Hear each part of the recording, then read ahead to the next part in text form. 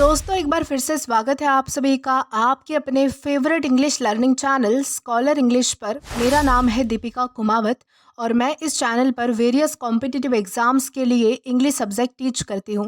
तो बेसिकली आज के इस वीडियो में हम एक बहुत ही शानदार और इंटरेस्टिंग फिगर ऑफ स्पीच के बारे में बात करने वाले हैं जिसका नाम है कॉलोक्वियलिज्म। तो चलिए आइए समझते हैं कि ये कॉलोक्वियलिज्म यानी क्या होता है और किस तरह से राइटिंग्स में इसका हम यूज़ कर सकते हैं। दोस्तों अगर बात करें कॉलोक्वियलिज्म की, तो कॉलोक्वियलिज्म एक ऐसा फिगर ऑफ स्पीच है जिसमें हम इनफॉर्मल या फिर कैजुअल लैंग्वेज का यूज़ करते हैं। यानी कि ऐसे वर्ड्स या फ्रेजेस जो हम आम जिंदगी में दोस्तों के साथ, परिवार के साथ बात करते वक्त यूज़ करते हैं। यानी कि हम जो आम जिंदगी में बोलचाल में जो हम वर्ड्स यूज़ करते हैं, जिस तरह के सेंटेंसेस हम यूज़ करते हैं, वैसे ही स्ट्रक्चर जो है वो हम हमारी राइटिंग में डालते हैं। तो उसे क्या कहा जाएगा? कॉलोक्वियलिज्म कहा जाएगा उसे। ये लिटरेरी डिवाइस ऑथर इसलिए यूज़ करता है ताकि उसकी राइटिंग ज़्यादा रियल और रिलेटेबल लगे, जैसे कि असली ज़िंदगी में लोग बात करते हैं वैसे। ये स्लैंग भी हो सकते हैं, रीजनल डायलेक्ट भी हो सकते हैं या फिर सिंपल इनफॉर्मल एक्सप्रेशन भी हो सकता है। इनमें से कुछ भी यूज़ किया जा सकता है कॉलोक्वियलिज्म को डिनोट करने के लिए। आई होप आपको एक अच्छा सा ब्रीफ नॉलेज तो मिल ही चुका होगा कि कॉलोक्वियलिज्म यानी क्या होता है और किसे कहा जाता है बेसिकली। अब हम क्या करेंगे कि कुछ एग्जाम्पल्स डिस्कस करेंगे जिससे आपको और भी अच्छे से समझ आएगा कि कॉलोक्वियलिज्म यानी क्या होता है और किस तरह से हमें इसका राइटिंग्स में यूज़ करना चाहिए। तो दोस्तों हमारा सबसे पहला एग्जाम्पल आता है गिव मी अ ब्रेक। दोस्तों ये जो गिव मी अ ब्रेक है, ये गिव मी अ ब्रेक का इनफॉर्मल वर्जन है। यानी कि आपने गिव मी को गिव मी कर दिया यहाँ पर, यानी कि शॉर्ट कर दिया। ये एक शॉर्ट इनफॉर्मल वर्जन है। ये एक कॉलोक्वियल एक्सप्रेशन है जो कि थकान, इरिटेशन या फिर डिसबिलीव को दिखाता है। यानी कि यहाँ पर ध्यान रखिए आप ये जो सेंटेंस है गिव मी अ ब्रेक, आप ये आम बोलचाल में रोज़ की डेली लाइफ में जो है वो बोलते हो। यानी कि ये जो लोग होते हैं जो इंग्लिश बोलते हैं डेली लाइफ में, वो क्या करते हैं? गिव मी अ ब्रेक ऐसे बोलते हैं। यानी कि शॉर्ट करके बोलते हैं उस सेंटेंस को, उस दोनों वर्ड्स को। हमें जो है वो गिव मी अ ब्रेक ऐसी चीज़ें जो है हम वो फॉर्मल स्ट्रक्चर में यूज़ करते हैं। बल्कि हमें अगर इनफॉर्मल यानी कि फैमिली के साथ बात करनी हो या फिर फ्रेंड्स के साथ बात करनी हो, तो एक स्लैंग के तरीके में हम जो है वो गिव मी अ ब्रेक इस तरह से हम जो है वो इसका यूज़ कर सकते हैं। तो ये हमारा जो फर्स्ट एग्जाम्पल है वो हमारा कॉलोक्वियलिज्म का एग्जाम्पल हुआ।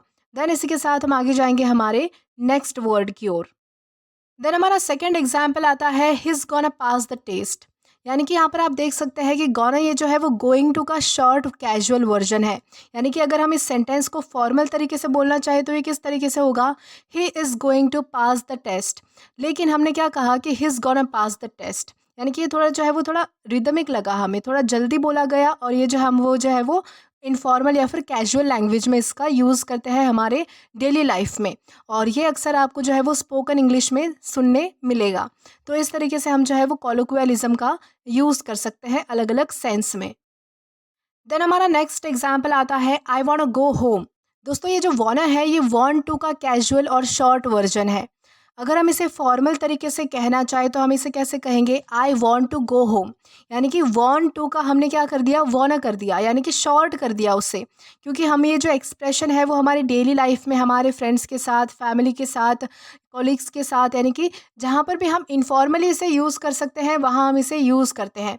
और ऐसी ही चीज़ें जो है वो राइटिंग्स में, यानी कि पोएम्स में जो है वो हमारे पोइट्स ऐड करते हैं ताकि वो जो है वो और भी ज़्यादा रियलिस्टिक लगे, रिलेटेबल लगे। यानी कि हमसे रिलेट कर पाए, हमारी लैंग्वेज से रिलेट कर पाए, इसलिए ऐसे एक्सप्रेशंस जो है वो हमारे पोइट्स एंड राइटर्स अपनी राइटिंग्स में यूज़ करते हैं।